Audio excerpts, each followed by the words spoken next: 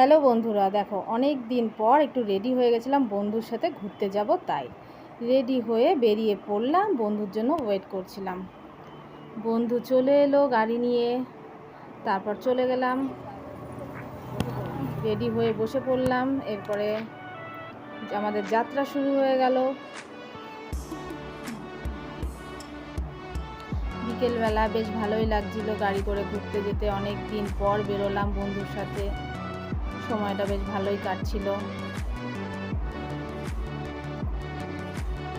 দেখো আমরা আমাদের ডেস্টিনেশনে পৌঁছে গেলাম।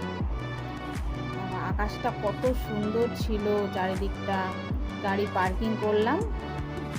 তোমরা নিশ্চয়ই বুঝতে পারছো কোথায় গেছিলাম। গাড়ি পার্কিং করা হয়ে গেছে, এরপর আমরা সামনের দিকে যাব। পৌঁছে গেছি। এই যে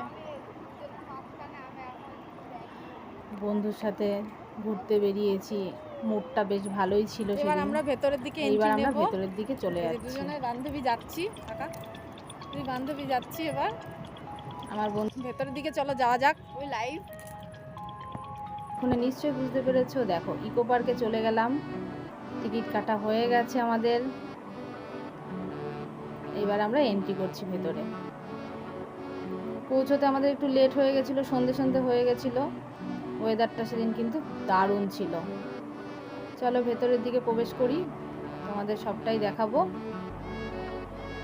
চারিদিকে লোকজনের ভিড় ছিল, পাখির ডাক, সব মিলিয়ে একটা মনোরম পরিবেশ। ভীষণ ভালো লাগছিল, ওয়েদারটা খুব ভালো ছিল। দেখো কত সুন্দর লাগছে। বিকেলটা বেশ ভালোই কাটছিল, চারিদিকে এত সুন্দর একটা পরিবেশ। ততক্ষণে লাইটিংও দিয়ে দিয়েছে, অন্ধকার হয়ে যাচ্ছে, সন্ধে হয়ে এসছে। ভীষণ ভালো লাগছিল, দারুণ এনজয় করছিলাম সময়টা। লেকের কাছে কিছুক্ষণ বসলাম, একটু গল্প করলাম, ছবি তুললাম, ভিডিও করলাম। সন্ধেটা ভীষণ ভালোভাবে কাটলো। দেখো কত সুন্দর লাগছে পরিবেশটা। ওই দেখো দূরে দেখা যায় ওই একটা রেস্টুরেন্ট লেকের ওপারে। বেশ সময়টা খুব ভালোভাবে কাটলো। এরপরে আমরা বেরিয়ে পড়লাম, বাড়ির উদ্দেশ্যে রওনা দিলাম। রাস্তাটা কত সুন্দর লাগছিল, দেখো চারিদিকটা ভীষণ ভালো লাগছিল। এরপরে আমরা একটু চলে গেলাম ডমিনোজে পিৎজা খেতে। সেইভাবে কিছু খাওয়া হয়নি, ফেরার পথে ডমিনোজে ঢুকলাম, পিৎজা অর্ডার করে দিলাম। এরপরে দেখো আমাদের পিৎজাটা চলে এসেছে। দারুণ ছিল, ইয়াম্মি ইয়াম্মি পিৎজা। এরপরে আমরা দুজনে পিৎজাটা এনজয় করছিলাম।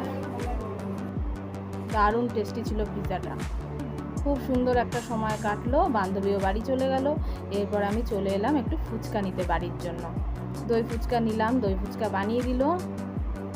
আমাদের ফ্ল্যাটের নিচেই এই দই ফুচকা দাদা বসে, দারুণ বানায়। সেখান থেকে দই ফুচকা নিয়ে বাড়ি চলে এলাম।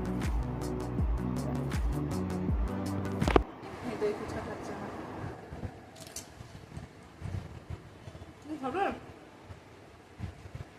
দারুণ মজা কাটলো আজকের দিনটা। এখানে ব্লগটা শেষ করছি, এখনকার মতো টাটা সবাইকে।